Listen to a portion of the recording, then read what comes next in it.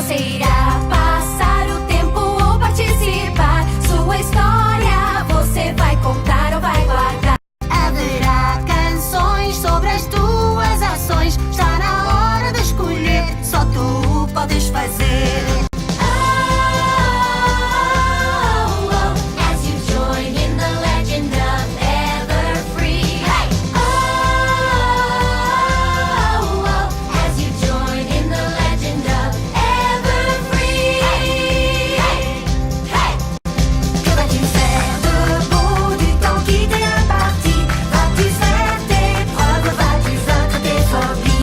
Kehrst du zurück nach Haus, sind sie alle stolz wie nie. Du warst Teil der Geschichte von Everfree.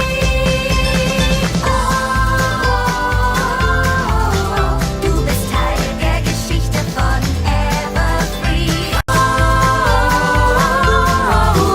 Entra nella leggenda di Everfree.